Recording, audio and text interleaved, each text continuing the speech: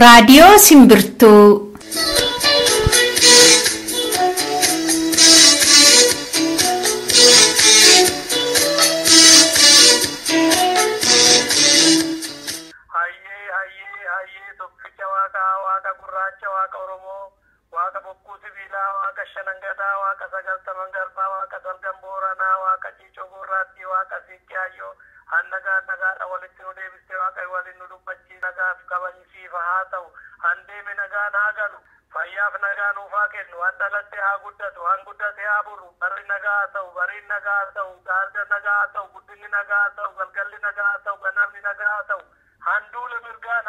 Har'a guyyaan isaa kamisa waxabajjii 15 bara 2015 akkam jirtu dhaggeeffattoota keenya qophii Simbirtuu har'aa qopheeffannee isin eegaa jirra. Nagaan keenya kabajaa bakkaa fi haala jirtan keessatti isin haa ga'u. Hanqina yeroo irraa kan ka'e qophii simboo akkasumas torbee kan eegalle miseensa caffee Itoophiyaa akka turan marii adde Saalee Abbaa Nagaa wajjin kan eegalle har'a hin qabnu. Bakka isaa kan qabnu qophii addaati. Innis kan inni xiyyeeffatu wayita isaatiin saga'u isinitti hima. Hunda kan dursu oduudha. Amma gamasitti. Turtiin keessan garuu waliin haa ta'u.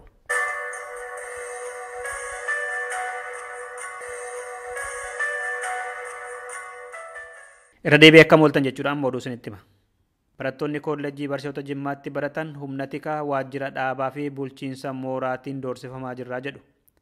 Shaakala barnootaaf baadiyyaatti kan isaan deddeebisaa turte konkolaataa mooraa sanaa keessatti adda bilisummaa Oromoo fi waboo faarsitan jechuudhaan tajaajila dhorkatamne irraa jedhus barattoonni kun. Sababa kanaan barattoonni Oromoo 18 akeekkachiifni itti kennameeraa jedhee barataan nuti dubbifne tokko. Torbee kana keessa barattoota 18 olii kolleejjiin barsiisota Jimmaa kan inni maqaa isaanii baasee isin ilaalcha addaa qabdu. Barattoonni kun waggaa sadaffaadha kan isaan baratanii piraaktisii hojjechuudhaaf gara baadiyyaa gara uummataatti ba'anii ture. Konkolaataadhuma kan kolleejjiidha kan geessee iddoo piraaktisii aanaa maannaa gaaroo gommaa isaan kanatti deemanii hojii kana hojjetanii yeroo deebi'an barattoonni konkolaataa keessatti sirbaadha dhiichisaa sirbaa kan isaan galanii kanuma wal qabatee isin adda bilisummaa Oromoo faarsituu waraana bilisummaa Oromoo faarsituu guyyaa waraana bilisummaa Oromoo ga'eera. Erga adda bilisummaa Oromoo faarsituu ta'ee konkolaataadhaan hin deemtan miila keessan hin deemaa dhaqaa fi piraaktisii kanas hojjedhaa jedhanii biirootti waamanii doorsisanii. Barattoonni 8 akka barnootarraa dhorkaman itti himameeraa jedhes. Ijoollee 8 amajjii 13,2015 beeksisni irratti ba'ee biiroo bulchiinsuma mooraa kolleejjii barsiisota keessatti waamamanii bulchaa kolleejjii barsiisota sanaa fi dabballoota kan duubarra dhimma waan tokko tuun qabaatiin achi keessa seenanii barattoota Oromoo doorsisuu fi barattoota Oromoo tiksuu adamsuu qofarratti kanneen bobba'antu jiru. Isaan kanaan kan barattoonni doorsifamaa jiran amma barnootarraa ni ari'amtu jedhamaniitu jiru barattoonni kun.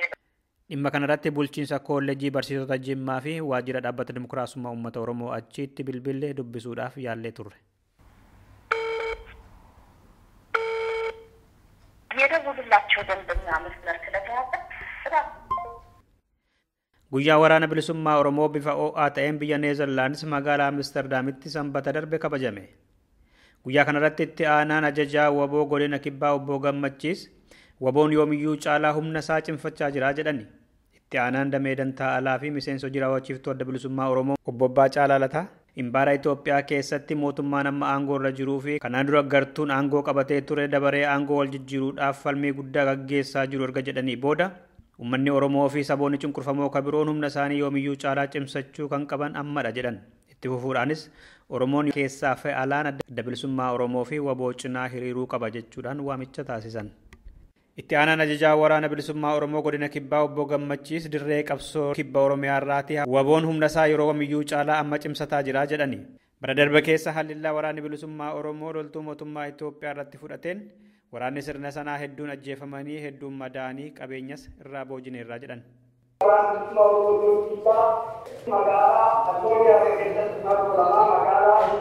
Magaalaa Boyyan maroo afur magaalaa itti keessatti immoo maroo lama akkasumas aanaa meegaa keessatti magaalaa irratti akkasumas immoo lafa isaa fi aangoo kan jedhamu fi yeroo adda addaa keessatti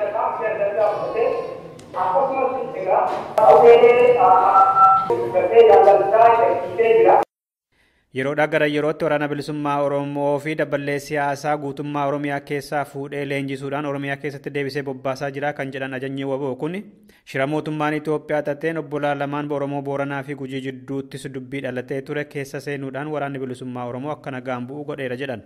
Baramma jirru kana keessattis waboon daranuu injifannoo argachuudhaaf karoora guddaa waan qabuuf hawaasni Oromoo keessaaf alaa akka waboo deeggarus gaafatan. hojjetee akkaataa shira kana uummata kanaaf hubachiisuu keessatti qooda guddaa hojiilee hojjetamu guddaadha. Humna dhiibbaa uumee abba'uun dirqama ilma Oromoo maraa humna waraana bilisummaa Oromoo kallattii maraan dhiibbaa diinaa irratti gochuu dandeessu. Waaqayyo murtee dhaabbatanii akka hojjetan akka jabeessan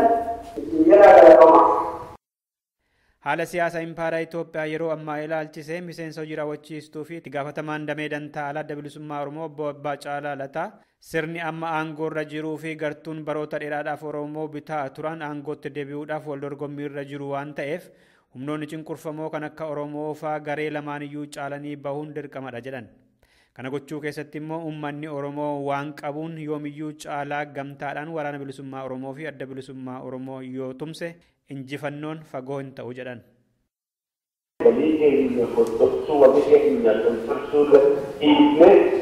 Biyya tokkoffaa kana irratti xiyyeeffachuun hojii amma nurraa eegamu ta'uu hubatee socho'uu qabnaa bara kana keessatti milkiilee gurguddaan akka nu jiran ni mul'ata. Milkiilee kanaaf immoo filatinoon utuu hin ta'in hojjennee fi itti sochoonee itti tattaafannee fi gaggeennee haqa tattaanee malatti galmee ji'a sadii ji'a furgoota yookaan baasii walakkaa waggaa booddee wal argina sun ta'e yeroo yeroodhaan waliidha. Bakka qabaannee dirqama sabummaan lammummaan irra jiruu fi hojjechuudhaa fi qophaa'uu qabna. Kanaa taasisan qabna. Qonnaan bultoonni naannoo magaalaa Sabbataa jiran humnaan lafa keenyarraa buqqifamaa jirraa jedhu. Lafti misoomaaf barbaadama jedhamee nurraa fudhatame ormatti gurguramaa jira kan jedhan qonnaan bulaan simbirtuun dubbifte tokko bakka qubatan dhabanii Oromoonni matumaan kan biyyaa bahan jiru jedhan. Guddachaa jirraa kan mootummaan jedhu ani guddina jedhamu sana mataa kiyyaan hin agarree jedhu.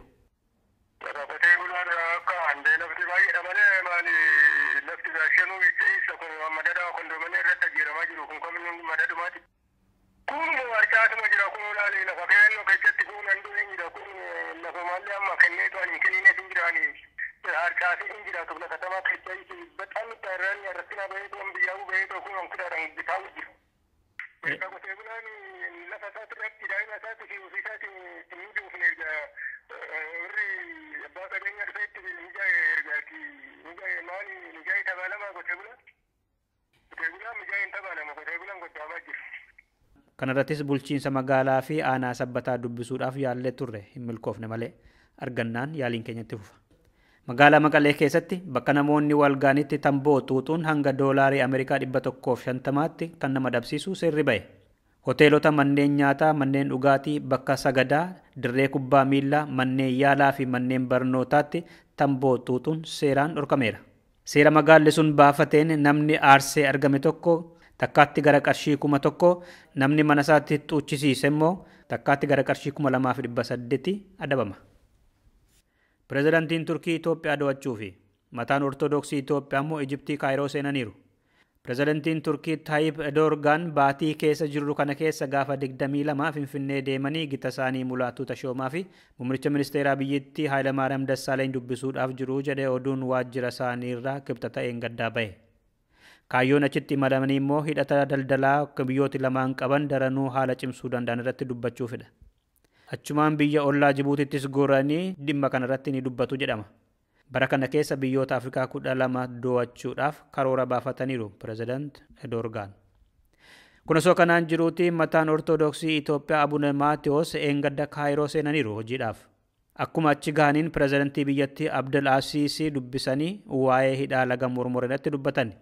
Alsiisiin biyyi keenya guddina Itoophiyaa hin goomattu garuu immoo mirgatti fayyadamummaa laga Mormor irratti biyyoonni kun lamaan waliigaltee siyaasaa haa godhanii jechuudhaan dubbatani. Abune Maatiyos hoogganoota amantii kooptikii fi musliimaa biyyattii keessa jiranii waliinis dubbachuudhaaf jiru jedhe maddi oduu Egypt Independent jedhamu. Dhumarrattis mormituun Sudaan kibbaa hanga muummichi ministeeraa biyyattii keessatti muudamuu fi waraanni addaa lama biyyattii keessatti akka jiraatu hamma ayyaamamutti nagaa waaraa bu'uu hin danda'u jedhe.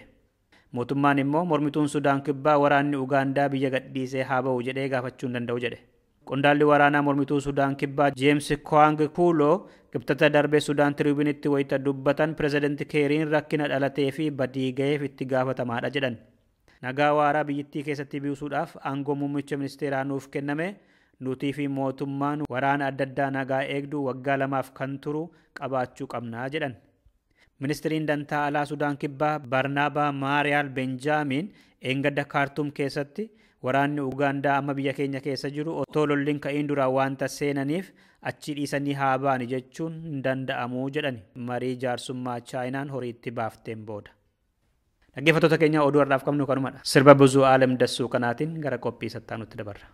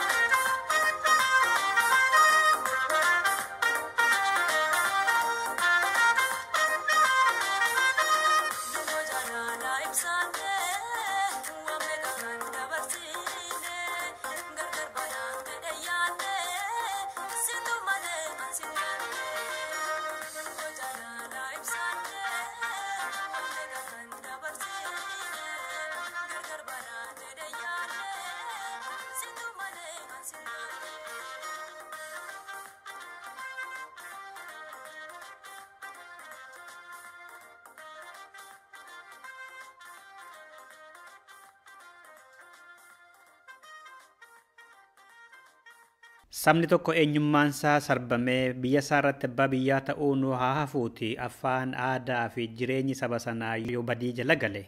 mirga sarbame sana dheeffachuudhaaf ka'anii falmachuun mirga uumamaan argamedha. Kanaafidha Oromoonis biyya abbaa keenyatti sirnoota dhufaa darbaa Abashaatiin sarbamneerra jechuudhaan qawwee kan isaan kaasan gara waggaa 40 dura. Waggaa jennu namni tokkoyyuu isaan dura bifatu taanis haa ta'u tokko tokkoon bakkoota adda addaatti fincilliin godhamne yookaan mirga ofii kabachiisuudhaaf wanti godhameeru hin jiru jechuu koo miti. Bifa jaarmiyaatiin ijaaramanii kan qawween lafaa ka'ee sirna garboonfataa Habashaa irratti kan eegalame qabsoon hammana jechuu keenyadha malee. Dhaggeeffattoota keenya akkam jirtu qophiin imalaa keenya har'aa kanarratti xiyyeeffata. Kan waggaa gara 35 kana dura eegalame kabaja guyyaa Wagbo Oromoo biratti ayyaaneffatamu irratti xiyyeeffannee kan qopheeffannedha. Keessattuu hawaasni Oromoo bal'aan miseensonnii fi deeggartoonni adda bilisummaa Oromoo gaafa amajjii 10 bara 2015 biyya Neezerlaand magaalaa Amsterdamitti kan isaan bifa ho'aadhaan galma keessatti kabajatantu dhiyaatudha. Qophiin kun akkuma duudhaa Oromootti eebba manguddoota sadiitiin akkasittiin eegale. Bultiin nagaa, horiin nagaa, nageenyi banaadha, ardaan nagaa, reerii nagaa, dheedii nagaa, barii nagaa, hariin nagaa, gadaan nagaa, gadaan hojii tarooba nagaa, horii nagaa, Oromiyaan nagaa, Oromoon teen bakki jirtu faan nagaa, kakaabaa nagaa, kakibbaa nagaa, kadhiyaa nagaa, ajiddu galeessa nagaa, wal dhagee. Walti qajeelu wal guliyaan tokki ta'an galatooma bilisooma jifannoo uummata. Baga guyyaa kanaanis rabbiin gartee isinis gahee walumaanuu nu gahe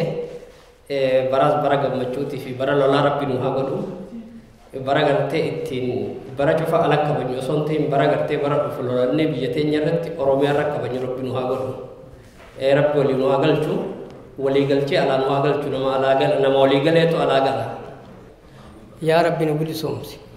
يا ربي أكينا نوغلش يا ربي أكينا نوغلش يا ربي أكينا إرتي نمني كينا يا ربي نوغلش يا ربي أكا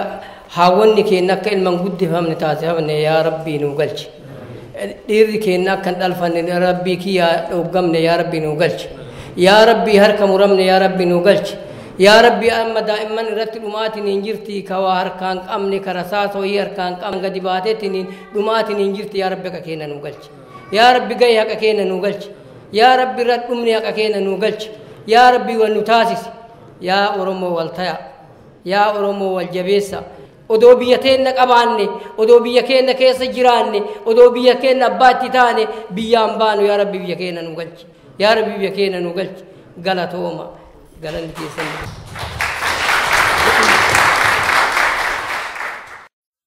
Itti aansuun ilmaan Oromoo bilisummaa Oromoodhaaf jedhanii yeroo adda addaa lubbuun isaanii wareegame hundumtuu ka'anii daqiiqa tokkoof isaan yaadatani. Isaa booda faaruu alaabaa Oromoo fi sagantaa dungoo qabsiisuutu ture.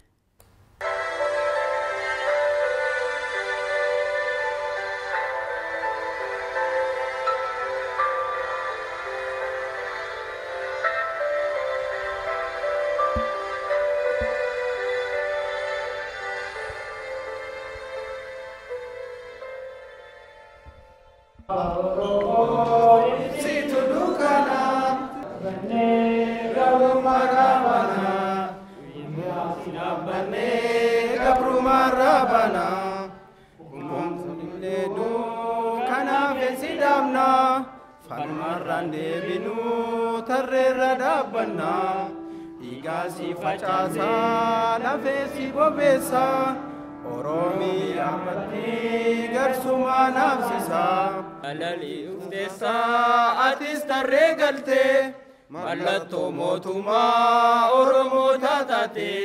alaabaa Oromoo ibsitu dukkana guyyaa si dhaabbannee gabrummaa raabana alaabaa Oromoo ibsitu dukkana guyyaa si dhaabbannee gabrummaa raabana. Kanatti aansuudhaan dirree qabsoo irraati itti aanaan ajajaa waraana bilisummaa Oromoo obbo Gammachuu bilbilaatiin hawaasa Oromoo bal'aa galma keessatti isaan dhaggeeffataa jiruuf sochii qabsoo waraana bilisummaa Oromoo bara 2014 inni taasise laalchisee haasaa akkas jedhu taasisan.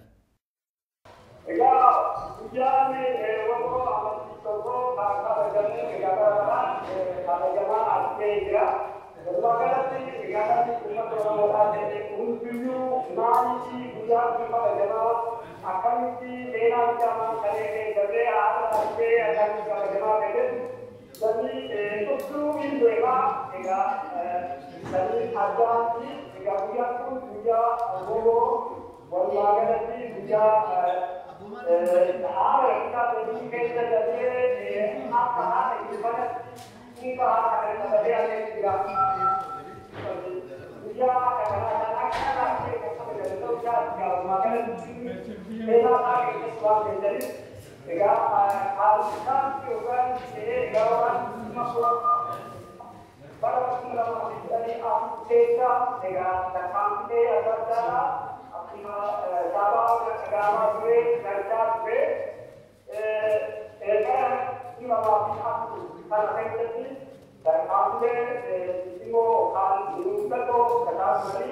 kalau masih ada kalau abri orang semua kita ada sosial berkaitan Dina bekerja di luar lakukan kampanye kerja kampanye masalah ini kita kalau bekerja semua kampanye kalau ini orang mau di daerah jamaah bobo ini dan kaya tapi ini adalah bukan hanya kalau bekerja di sana itu kita tegak negara Australia kita masuk dalam negara ini masuk negara bagian masuk aku negara ini kita semua masuk dalam kerja alam mereka kita negara seperti apa semua dapat kita ambil kita mungkin juga ada kita cakap ada apa sih tegak aku kalau orang ini hukum orang semua turun dalam anda dari seluruh kita jalan kalau toko kerja jalan saya kita juga ya kalau sama kalau tadi pun kalau ini kita terkampung dari pun di hati kita terjadi akada kalau kita jalan saya kita Tetapi akan kita mengadakan jika karena ini dari akan orang semua bergerak maka kan kita mengerti dari sewa ambil dari dia karena mereka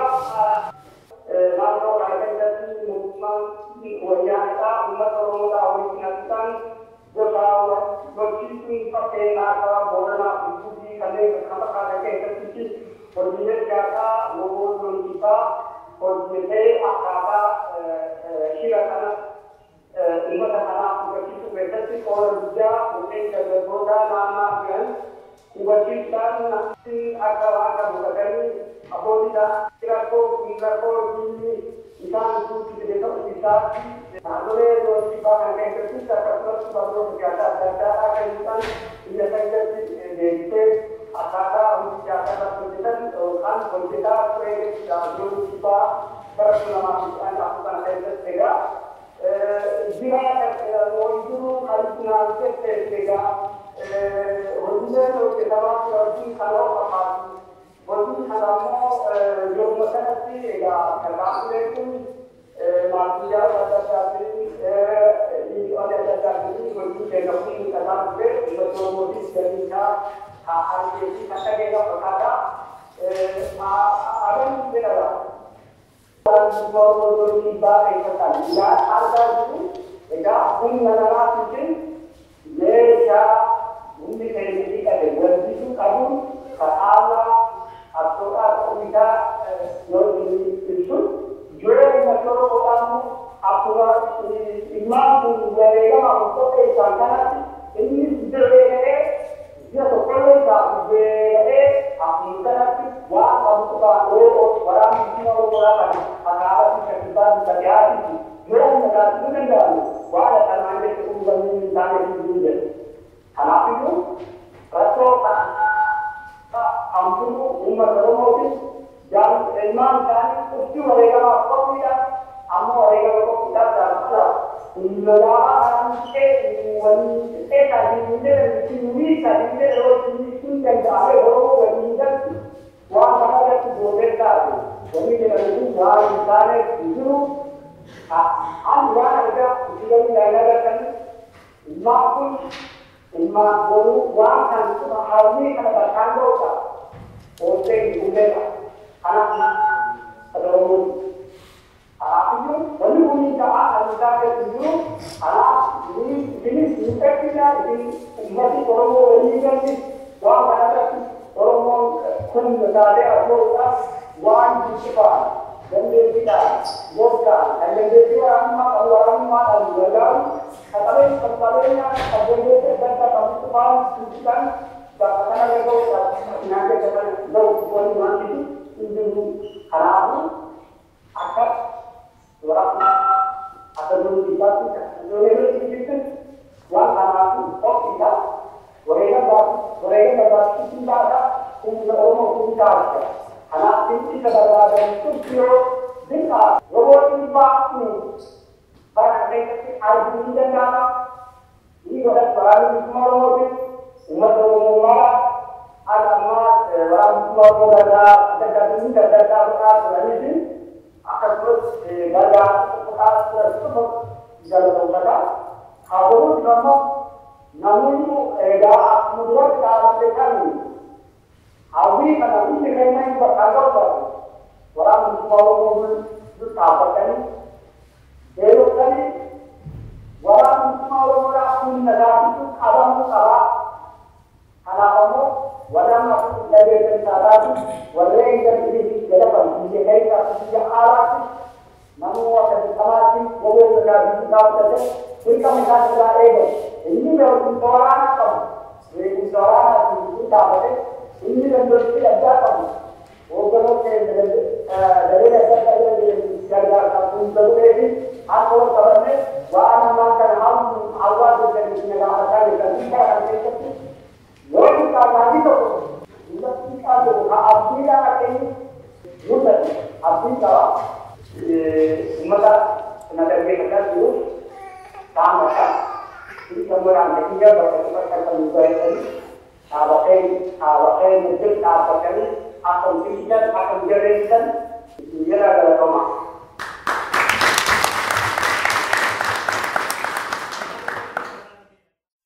Laaqanaa boodammoo miseensa waraana bilisummaa Oromoo akka turan obbo Areeroo fi weellistuu Amdiyaa Ibraahimis kan keessa dabarsan hoggaa yaadatan akkas jedhan. Dirree qabsootti akkaataan isiin guyyaa kan itti kabajattu biif adda addaa waan duraa qabsoo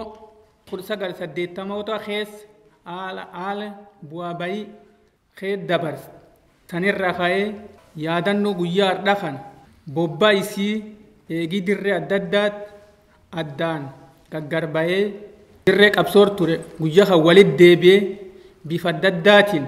ni yaadata. Akkaataan inni itti yaadatu waan qabuun osoo biftana akkamman bareedaa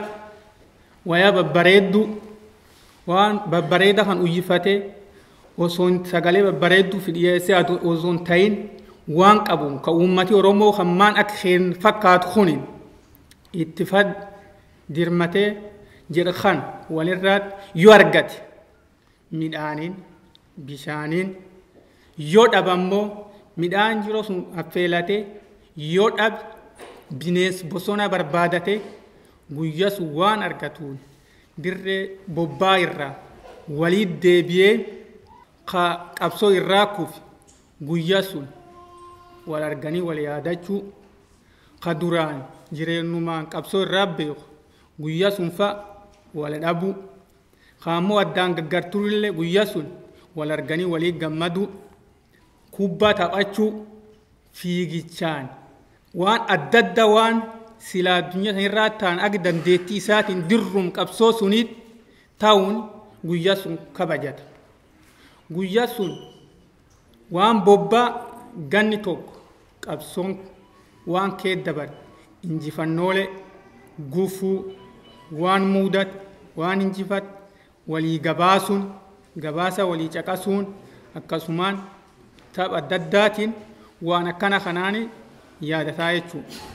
Guyyaan sun guyyaa gaddaa ammas deebee walitti deebee guyyaa gammachuu bifa adda addaatiin akkasii yaadachaa ture jechuudha. Ammas nu ammoo akka carraa taate arda biyyi guddatteetti teenne bifa akkana kana yaadachuu jirra jechuudha. Tunillee carfuma biifsunillee kee dabarsinee turre ataatu ammas uummati Oromoo biftanaan guyya kan innis bayee bifa akkana kaar waboon dirree qabsoo irraa yaadatti sun innis asitti gootota isaa kakkufan odoo waboon ta'in uummati Oromoo kadidda garbummaati jedheetiin bif adda addaatiin lubbuu wareegamaa dabar ka dabraa jiru ka ammas dabruuf deemu ka yaadachuu bir dhaabbachuu biftanaan akkasuma barbaachisaa jechuudha. Kanaafuu har'a uummati keenya dargaggoon keenya barataan keenya keessumatti biyyatti bifa adda addaatiin gaafii mirgaa ka afaaniin gaafatu deebiin qawwee taatee kaan ajjeefamuu kaan hidhamuu kaan biyya ari'amuu kaan barnoota isaatti irraa ari'amuu haadha abbaan isaa har'a baratee fuula tokkinaa dhaqqabee yookiin biyyaaf bu'aa buusa anaaf bu'aa buusee ka eegaa jirtu wanni isiin eegachaa jirtu kamisan argaa jirtanii dhagaa jirtan kan akkasuma akka biyya baqate biyyoota naannoo Oromiyaa tiin daangessitu cufirratti ka baqatee seen qabamanii deebisamaa jiran yoo miidiyaa adda addaa dhagaa jirtan cufti qabamanii deebi'aa jiru ka deebu carra isaanii maal akka taate namuyyuu ifaa jechuudha. Kaan ammoo yookiin in dabarteedha ka dirree qabsoo bahuu danda'a dirree qabsoo bahee ka ammoo karaa baqatummaatiin biyyaarda fuula tokkootti boqoduutti hin dabreedha karaa dhabranii bisaan biyya arabaatiin nyaatamaa jiranii jechuudha. Kanaafuu har'a kanu yaadan ka qabsoo yoo jedhan qabsoon dirree baanii qawwee qofaan loluu miti. Qabsoon yaadanis bir dhaabbachuu lubbuu fi kennanii qabsaa'uu akkasumatti waan danda'anii qabeennan bir dhaabbachuu jechuudha. Kanaafuu har'a waraan keenya waboo kataa'ee kufee kuffisaa jiru nulleen har'a waan dandeenyuun dandeettii teennan bifa adda addaatiin qabsoon namni isiin uummati Oromoo namni isiin itti kenniteetiin ati qabsoof taate beeni qabsaa'eetiin baasan hin jiru jechuudha. Yookiin kaak mootummaa qoraniitiin hojii waraana bobbaasan hin jiru yookiin hojii siyaasaatti. Namu har'a garbummaa jira garbummaa kanaatti uummati maanta har'a akka ilma Oromoo tokkoon narra eegame jechuun if kennuu qaba. Namirraan eegin nami maan hojjataan jedhi nammaan hojjachaa jiraa jedhe nam ammaan akka nam tokko qoodi an kennu wanni angumaati maan jedhi if gaafadhu tolchi. Kaan waraan bilisummaa Oromootiif wanni an dhaamu waraani bilisummaa Oromoo akkati kuffisaa jirtu akka beelaa dheebuu bu'aa bayii hunda kee baatee injiraan si nyaatanii injiraan waa'eel si ta'anii yoo ati rafsi dammassanii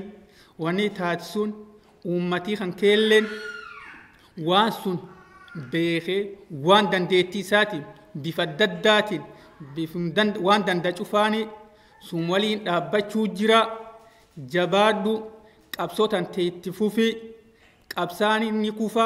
qabsoolleen itti fufti akka jedhan ni beektaa har'a sin gorsitu ammoo uummati keessi waliin ejja habiyyi keessa tokkummaaf waan danda'a cufaan fincileetiin kayee waan danda'a cufaan falmachaa jira sanillee bire jadhu itti jabaadhu qabsootan ta'e finiinsii jedhe injifannoo uummata Oromoo. Hedduu galatoomaa jaalalleetiin galanii keessan bilisummaatu jenna. Ammas itti aansinee jaalalleeyyanis akkaataa kamitti akka yaadatu guyyaa kan akkamitti akka dabarsaa turte nu ibsiti. Hayyee galatoomaa duraan dursee baga ayyaana waraana adda bilisummaa Oromootiin baga rabbiin isin geenja ta duraa baga dhiyaatan. Baga nagayaan dhuftan gaa itti aansuudhaan gaa jaallatiyya jaalaleeroon dubbiina duraa fixee jira silallettu oromoon oggaa makamaaktu hayyuun dubbiidha nama duraa fixa jeni naafuu nam bifne na duraa fixee jira hagumaa feengaa irra dabalata gaa xiqqisho gartee soo akka soo giddaatti keessa isinii buusa jeeti fayyaadeedha gaa waraanni bilisummaa oromoodha guyyaa kana gartee akkin inni itti yaadatu bifuma gartee keessa jiru keessatti gartee oromoon bifuma akkuma jiranii ni gartee mana jaaranii jetteeti bifuma keessa jiraniin akka gartee manuti adii nyaannee adii uffachaa suufa uffannee bebbereennee gartee dhufnu kana osoo hin ta'in qilaash isaaniitii fi qophii isaanii maratanii duuda duubatti gartee sinqii isaanii waan qaban yagii jedhii gaashuumoo ofii hudhaa saawaa gartee hidda mukaa sanfaa bikka harkatanitti muka gartee biitti teenya qabdu guuranii faa gartee qophii isaanii keessa guduunfatanii deemaati duubbee qabanitti yeroo gartee bobbaarraa deebi'an guyyaan kun yeroo gayu duubbee qabanitti deebi'anii haaromsa fudhachaa kagartee qabsoo keessatti buttaa keessaa yookaan cibirraa keessaa yookaan muraasa keessaa yookaan saayilii keessaa hanga taakiyyaatti hanga birkiitti keessaa kufe obboleessa isaanii gartee jaala isaanii kabiraa kufe gaddaanii yaadatanii jechuudha eenyuun nu keessaa kufe qabsoo tanarratti gumaacha gaarii gartee aarsaa boonsa akkamitti kafalee janiiti yaadatanii jechuudha ammaasis guyyaa isaanii san akka ittiin kabajatan dirree keessatti gaa weeyduu jira sirbaa jira dhiichisaa jira kubbaa jira ni fiigan fiigicha cufaa jira waan adda addaa gaa walaloo adda addaatiif sirba adda addaa cufaa jira diraamaa fi waan adda addaa jira jechuudha gootawwan keenya gartee warreen akka elemoo qilxuu warra akka taaddasaa birruu warreen akka gartee maamma muzammilii fi warreen akka baharoo kumsaatii fi akka jaarraa abbaa gadaatii fi akka waaqoo guutuutiis eegaa maqaa isaanii lakkooyne himuun dandeenyu akka jaal buruisoo boruu akka jaal tuujii raggaasaa akka gartee jaal daddafaa dhaqqabaa akka jaal guulaa galmoo akka jaal baroodaa boruu akka ibsaa dagaa akka takka ayyaantuu dagaa shamarran keessaas takka kuulaniifaa takka kuulaniifaa akka artistoota keessaas warra akka boonsisoo boonaa warreen jaallan kun cufti nu gartee jaallan wareegamanii warra akka marii garaan warra akka gartee mas jaaltuujii raggaasaa faa ibsaa dagaa ayyaantuu dagaa gaaddisaa dagaa ilmaan abbaa tokkooti hambisaa soolee gurmuu soolee dawoo soolee nageewoo soolee ilmaan abbaa tokkoo qabsoo tana keessatti gartee irra wareegamanii xurree gartee isaan nu tartaraaran hambaa isaanirraa nu harkatti haftee jechuudha kanaafuu duuba oromoon jaallan qaqqaalii kana gartee himee fixuu hin danda'u yoon ifin amma isiniif hin lakkaawajee ani baatiidhaaf hoggaallee na duraa fudhata jeetii yaada gartee warreenumaan if cina dhabe faayoon irra deddeebi'e isiniif lakkaa'e shamarranii fi dargaggoo fi haawwan keenya jidduu jechuudha saniifuu waan isaan irra wareegaman san akkamitti nuti galmaan ga'uu qabna waan san akkamitti nuti oromiyaa gonfanna arrallee duuba rakkinni san arraas waan nurraa nafne arraas nurraa nafne san daran nu jirti jechuudha biyya keessaa barataan keenya dhumaa jira barataan keenya hidhamaa jira dubartiin teenya rakkina adda addaatiin taan gudeedaniiti taan gartee naannoo siidhaa gaara keessaa guuraa jiran dargaggoota keenya gartee filaasaanii gaara keessaa guuran haawwan keenyaa fi gartee manguddoo teenya cufa arrii isaaniiti muka keessaa ka waraabessi nyaate mataadhaa fi harka isaanii oromiyaa keessatti gartee daggala keessaa guuraa jiran isaan san duwarraa hambisuudhaaf falli oromoon gartee arra qabsoon teenya barbaaddu arra jaallan dirreellee wanni isaan dhaammatan irrinni keenya nuti kara keenyaan gartee qophiidha jirraati taankii fi baankiidhaan nurraa irruudhaa jaan jechuudha kiisha keenya gartee kiisha keenyaan nuti gartee oromoon diyaaspooraa jirru arraam diya asirraa deemi qophii teessan gartee dhagaa boraafachuu fi roobaaf caama san keessatti arraan tana ambuugar biyya alaa kana gartee asii kutadhechitti tuqachuu duruun bare amma anaanillee deebiiti waan san lafaa fuudhii dhukaasi yoonaan jedhan amma anuun deebuu haa dhugaan isinitti hima anillee anuun deebuu saniifuu nuti immoo wanni godhuu qabnu achitti yoo deebuu baanne qabsoon afaan qawwee qofaa miti wanni nuti goonu immoo ni jirti baay'ee tagartee galii qabnurraa yoo gartee nusa qabaanne yoo gartee qarshii takka arraan tana qabaanne qarshii takkitti sanirraa nusa tokko woboon dhaga boraafachaa jirti muka gaaraan nyaachaa jirti huraasawaatiin jiraachaa jirti bineeyyii gaaraatiin jiraachaa jirti guyyaa bineeyyummaan gartee isaan nyaatan saniif mukni gaaraa ka isaan nyaatan san dhabamullee jiraa jechuudha guyyuma gartee qabattuma isaanii isaan sissiifatan sunis ni jira sanirraa akkamitti gartee nuti humna taanee fi rasaasa taanee fi qophii isaanii jabeessina akkamitti kophee isaanii binna akkamitti kophee isaanii binnee miilaan lafa deemurraa gartee isaan gartee dandamna kana nuti hawaasni biyyaalaa tokkoomnee gartee ka beekumsa qabu beekumsaan ka diinagdee qabu diinagdeedhaan wanni nuti godhuu qabnu kana jechuudha kana jechuudha duuba waraanni adda bilisummaa Oromoo guyyaa har'aan tana kana jaallan wareegaman fakkeenyaaf artistoota qaban weeyduu fi taphaa adda addaa waan achirratti diraamaa gartee isaan daddabarfatanii jira warreen akka gartee abbaa murtiitii fi kafeetee ajabaa fa'aa jedhiitu bachumatti gartee woboo keessaa qilaash isaanii taan shamarran mataa goofaree godhanii gartee qophii isaanii qilaash isaaniitiin gartee intal laalu kopheen si kalloodhaa mataa ciccirattee joontiraan filattu gartee hoggaa isaan jedhiin jettiin dubartiin woboodha martuu dhangalaasee luuccaa mataa kootii gadiin bu'ee sirbaa daansiidha jee hudduu wayin arbaa jettiin jechuudha diraamaa weeyduu waan nama kokkobalchiisu waan akkanaa kana cufa ni godhatanii deebi'immaas waan isaan mooyyeedhaan gartee ittiin tumatanii jira dukkoo iroobalee eelo jedhiitis ta isaan weeyduu godhatanii jiran maasis woboo duumni gaaddisa aniyyachi gadi duumni gaaddisa woboo duumni gaaddisa gaaliree kumaa duumni gaaddisa woboo duumni gaaddisa loltuu abaa'oodhaa duumni gaaddisa woboo duumni gaaddisa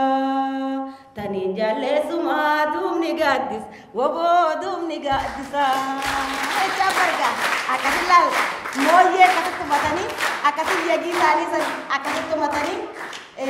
mataa qomaa lagaa duumni gaaddisa woboo duumni gaaddisa bubbee walaawwaltee duumni gaaddisa woboo duumni gaaddisa warra abbaan cunqursaa duumni gaaddisa woboo duumni gaaddisa dachiin garaan galtee duumni gaaddisa woboo duumni gaaddisa loltuu duumni gaaddisa woboo duumni gaaddisa loltuu duumni gaaddisa woboo duumni gaaddisa janiitis shingaaniif eeggatanii jagii isaanii shuumoo isaaniitis akkasitti eeggatanii jechuudha akkasumatti gaammaasiis warreen akka boonsisoo boonaadha warreen wareegaman hawwisoo guma kafal hawwisoo waraana adda bilisummaa Oromootii jira jechuudha Kakairoo biyya dargaggoo biyya yaa'umna waa arraqaa shamarra ambii qabsoo fi daddayaa ilma hanaayyaa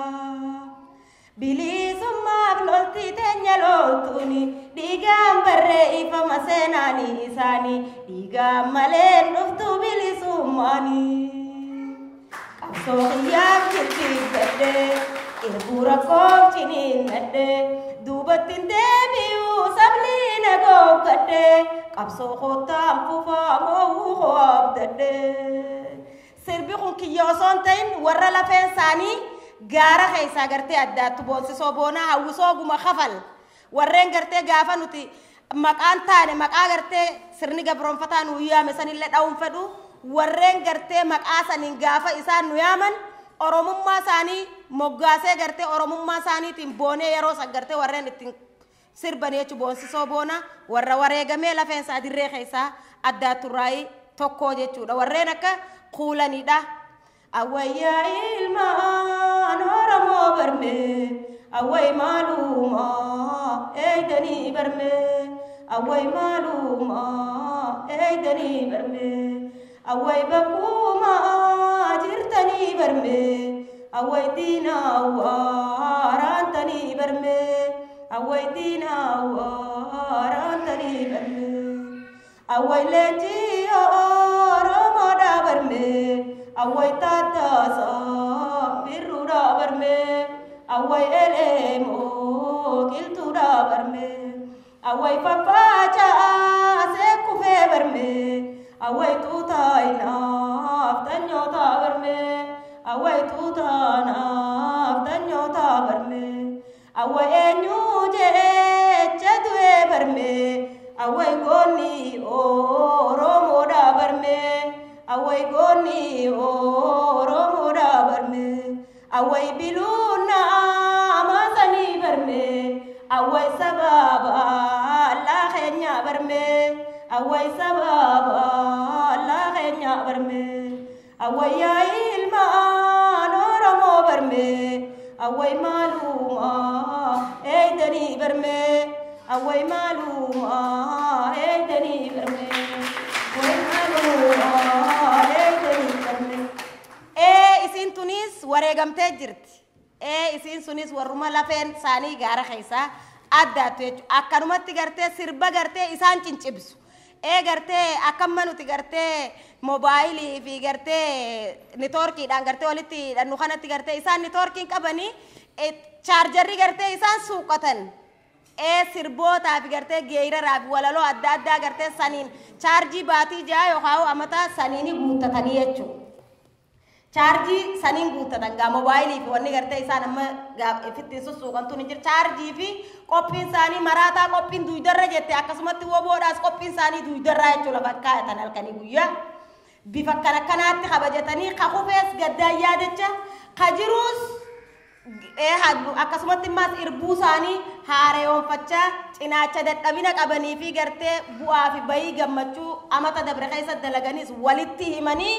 tanarraa tarkaanfi takkallee taatu bara dhufuuf kamitti hidaanaa janiiti itti irbuu isaanii haareyoonfatanii gartee ittiin jijjiirratanii gartee itti walii galan. Saniifuu nuti yoo barri 2014 dabre barri 2015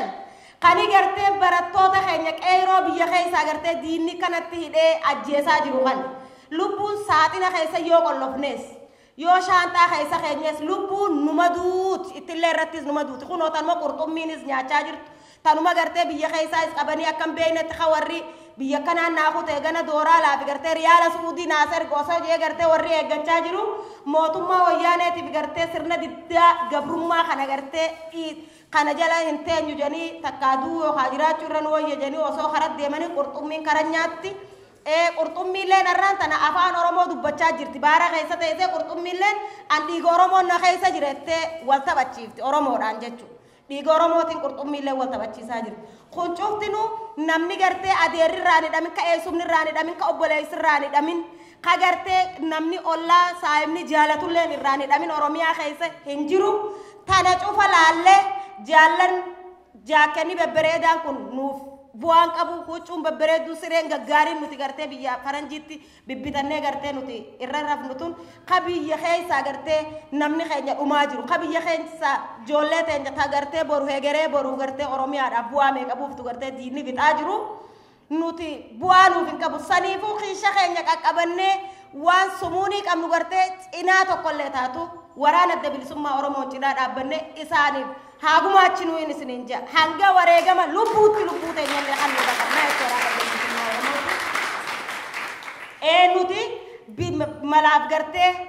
akraroo diddaa gabrummaatiif haalli yeroo nutti hammaachuu oromiyaa gartee jaalannee gallakkisuu osoo hin ta'in dirqamnee yoo gadhiifnellee duuba biyya tana keessatti qabsoon afaan qawwee qofaa miti wanni nuti godhuu qabnu hedduudha jechuudha. Waan nuti hedduu godhuu qabnu saniin rasaasa keenya hagartee zaayiraa yoo lafa keenya nuti qophii teenya hidhannee rasaasa isaanii bitu qophii isaanii guutu kophee isaanii bitu garaan isaanii guutamu woboon akkasitti diina dura dhaabbachuu qabdi jechuudha. Saniifuu barri kun bara lolaa bara injifannoo bara bilisummaa nuuf haa ta'u barri kun bara bilisummaati. Amatu gadaa bilisummaa hajuurraa nuti jijjiirree jirra barri bara lolaa bara injifannoo bara bilisummaa bara oromoon ittiin loltee kadhumees dhumee dhaloota dhufuuf bilisummaa dabarsitee gartee itti wareegamtee itti dhabamtee hanga tokko hafutti itti dhabamtee oromoon bilisoomtee gartee hiraata qurxummii irraa barattiin haftu nuuf haa godhuun jaa kanaafuu waan na dhageeffattaniifillee galatoomaa injifannoon salmaan oromooti oromiyaan ni bilisoomtiin isin jaa fayyaadee galatooma atilleen na ofa yeroo sibiraa dhiqqisuuf Okay, ayyee galatooma nuti sagaa carraa hamma kana keessa bu'aa bahii hedduu wareegama hedduu keessa bahanii sadarkaa amma irra lubbuun jiraachuu isaanii waan guddaadha waan nu gammachiisu. Waaqayyo bilisummaa ijaa sinaa agarsiisuu jedha karaa kan koofii. Ayyee isinis galatooma. Amma sadarkaa keenya gara xumuruutti deemaa jirra. Qophii lama sadii malee hin hafu. Kanaaf isinis akka mijalaan dadhabne amma haala yeroo fi abaa'uun maal keessa akka jiru keessaaf alaan akkam akka ta'e gabaasanii bilbilaan kan nutti ni jiru ibsa. Yoo gaaffii qabaatan illee waan hundalee qopheeffadhaa fi gaaffii keessa gaafadhaa. Kan nu ibsan abbaa caalaa isaanitti bilbilaan jiru. Gabaatee haala amma biyya keenya keessa jiruu fi nuti immoo maalirraa eegama yeroo hundumaa qaama kan biraa irraa waa'ee gurra ofii immoo maalii godhaa jiraatan jiru sobraafachuu waan barbaachisuu fi isaan kana walitti qabnee ilaalaa jechuudha. Gaggabaatee inni barbaada. Waliigalaa haalli siyaasaa gaafa Afrikaa gaatii adeemnee immoo biyya keenya jechuun impaayera Itoophiyaa. Impaayera Itoophiyaa keessaa immoo deemnee hawaasa Oromoo Oromiyaa yoo taate akka kan sadarkaa yoo deemnee hubannoo siyaasaa qabnu nu barsiisanii jaalatan. Gaaffii Afrikaa akka jirutti jeequmsa keessa akka jirudha kan arginu. Biyyoonni tasgabbii qaban jennullee kan keenya abbaalee yeroo ammaa kana jeequmsa guddaa keessa seenanii dinagdee isaanii fakkaatu turre rakkoo babal'aan abbaa mul'atu. Biyyi Somaaliyaa akka biyya irratti jira. Biyya keessatti bulchiinsa haa tolfatan malee addunyaan beekumsa isa tolfate akka biyyaatti ta'e addunyaa waliin hariiroo hin qabneedha. Gama kaaniin nama bareedaallee biyya haaraatti kadhatee biyya Sudaan kibbaa biyya jedhamee mootummootaan labsamee barcuma biyya keessa haa qabaatu malee waggaa sadii kun guutuun walii isaanii gidduutti rakkoo kadhatee beekumsi guddaa lafa jiru. Qabxiin duraan yeroo lola lolaa turan kana jibbansa mootummaa kaasee aban fakkaatachee gaafa mootummaa walii isaanii kan mataa isaanii tolfatanii jedhan iddoo duraan isaan gidduudhaan turatee deemaa jiru tolee lollitti ka'ee tasgabbii qabanii humnootiin biyyoota ollaa adda addaa harka keessa qixxeessanii walfayyaan harka keessa qixxeessanii warri baay'ee harka keessa gaafanii kaasuun harka keessa keessee biyyi sun nagaa dhabuu isaan bebeetti mul'ata. Kaasuun mootummaan Sudaan dhibbee adda addaatiin hidhamee akka jiru kuwwaatifaa birree keessatti mul'atee jirudha. Biyyoota gaafa Afrikaa keessatti Eritiraan bilisummaa biyyoota labsatee haagiraa malee dhibbee adda addaatiin Itoophiyaa wajjin waldoluu irraatiin imaammata mataa isaanii tolfatanii hordofanii immoo addunyaa irraa qoqqoodanii waliigala naannoon gaafa Afrikaa naannoo tasgabbii hin qabne ta'ee mul'ata jechuudha. Kana keessatti wajjinee kan impaayera Itoophiyaa yeroo ilaalle jennu impaayera Itoophiyaa waggaa 25 kan deemu humni tokkoon bulaa jira. Humni biyya bulchuu waan inni kennu bira dabarsanii waa hin gaafatinaa jedhee humna waraanaa humna isaa hunda dinagdee biyyaa dhuunfatee mul'isuun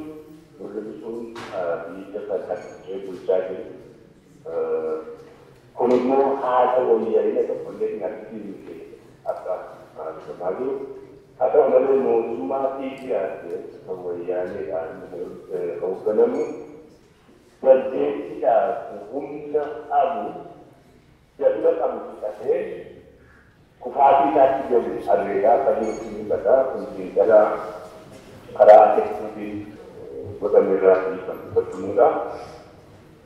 ada umumnya alat dari hamil ini untuk alat mula itu bisa bisa tu gara kita ajaran itu saja jangan dari hamil ya umur lepasan kabul umur aku umat yang kami abum ada kami kita kuburan baru dah lihat mereka tunggal anak baru yang ini satu kanan baru saja umat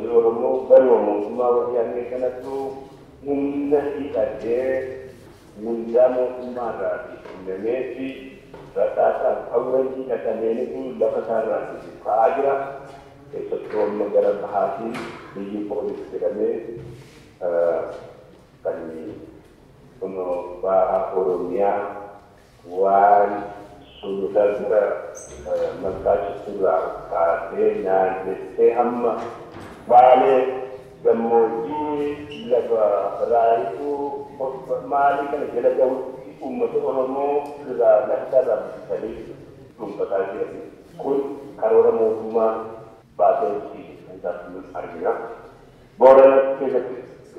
gerakan hati umat Oromo sangat kenal di masyarakat Islam Oromo lalu karena modumnya dia kalau bercakap modumnya umat berada di dalam kami itu umat Oromo itu umat untuk pemodal misa berbudaya sekali ammo ada kita tadi kita balik mereka dia konfigurasi budaya angka adi tahu tadi kan karena kita balik kan bisa negara sehari ambil orang makan muka tu kada umat Oromo ini misa segala aku bisa tahu umat ini kan ada wajib jujur dan berani dijasa di murni tak kita akan tahu itu artinya itu jelas muslim yang kita masyarakat itu dari kita menjadi toko-toko alurnya ini tidak ada kita ngomong itu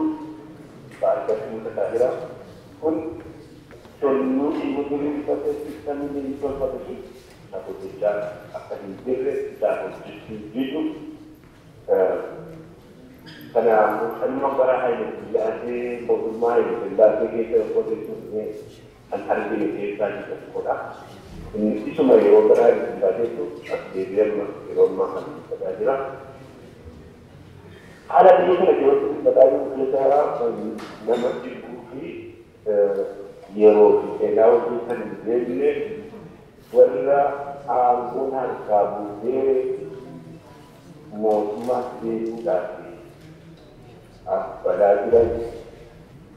kan ada dunia yang ada di kecil-kecil amal apa ini atau juga di dalam pertemuan dari Sulawesi Selatan murni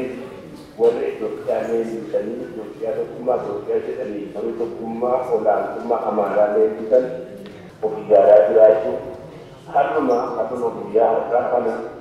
kerana itu murni warga kumpul sahabat dari harganya warga tidak memiliki jamaran dan lain warga tidak memiliki warga DPDM Tigray Democratic Movement wali kita ini apa apa urasi wali kita ini urasi amda kita urasi anjuran mereka kumpulan sejarah kita wayane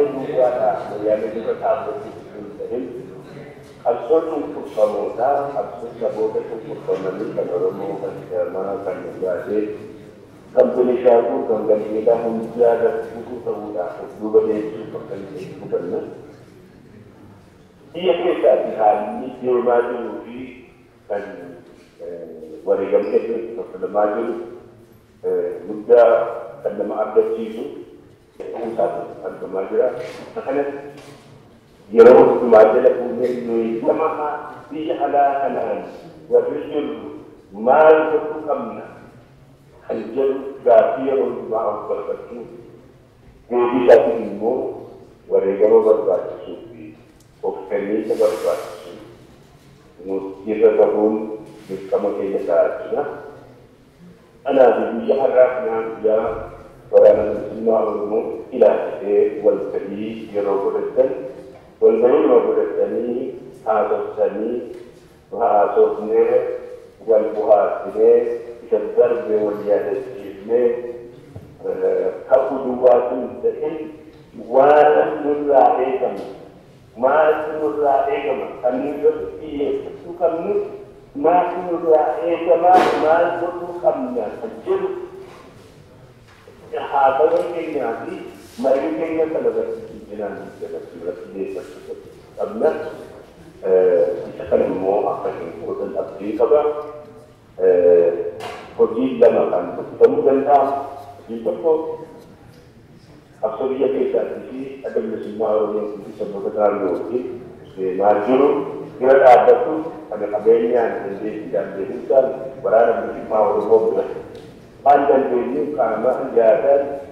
qabeenyaan bira dhaabbatu inni kun tokko inni lammataa immoo hojii qabni otomaatii hojjechuu waan qabsoo keenya waan uummata keenya haala biyya keenya keessa jiru hojii dippiloomaasii bulchii dippiloomaasii yookaan daldala danda'a alaaqaa eeguutu waan ta'eef namni tokko tokkoon ala kanatti ilmaan ilmi Oromoo galii Oromoo hawwan Oromoo shamarran Oromoo ilmaan tokkofamoodhaa biyya ala keessa jiru hundi keenya uummata keenyaaf dippiloomaatota ta'anii alagaa firoofachuu irratti hojjechuu nama waliin lafa hojii dalagaatti wal arginu maalitti waa'ee saba keenyaa waa'ee waan biyya keenyaa kenna hubachiisuudhaan fira qabsoo keenyaa fi saba keenyaaf hojii sabbi dippiloomaasii hojjechuu dirqama nurraa eegamu aanuudha. Kana wajjin itti walitti dhufee kan ammatti nurraa eegamu warri aangooti eegnee akka duritti bulchina jedhamu yeroo taasisan keessatti nuummoo cunqurfamoo fi haalli sun akka nutti hin deebinee fi gama keenyaan sochiin nuyi goonu maali jennee keessallee isa kanaaf immoo hojii dhaabotii siyaasaa awwalitti dhufanii tokkoomuu danda'an tokkoomanii awwalitti dhufanii dhaaba tokko abboommara tokko jalatti galuu dandeenye immoo kaayyoo walii ejjennaa walii beekanii deeman dhiibbaa tokkoffaa kana irra xiyyeeffatanii hojjechuu akka danda'anii walii keenya walii keenya fuulduraatti dhallee walii keenya hordofsuu walii keenya tontorsuu irratti dhiibnee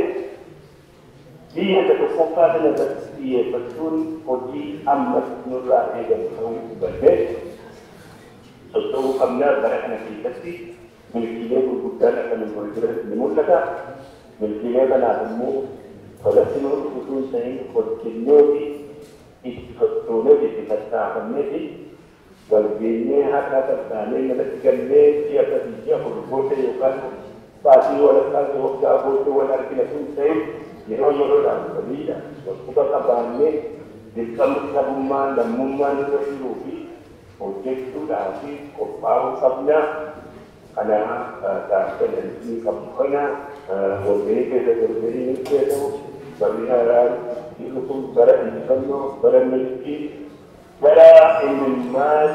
Oromoo dhangala'aa jiru fi hooree bara gatti garaa gatti gammadu bara bilisummaa itti argame mukaa ta'u jabaataa hojjetaa nama kan biraa daaleedina tokko tokko keenyaan haa hojjennu yoo keessatti Oromiyaan bilisoomti biyyi keenya nagaa argata uummati keenya bilisooma fayyaataa galatoomaa injifannoo uummata Oromoo.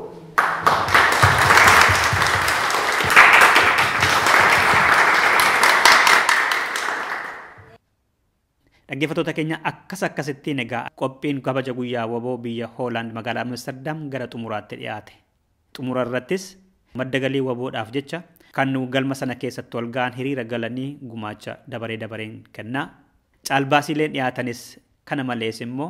carraan yookaan immoo lootareenis baheera. Kun hunduu waboo gumaachuudhaaf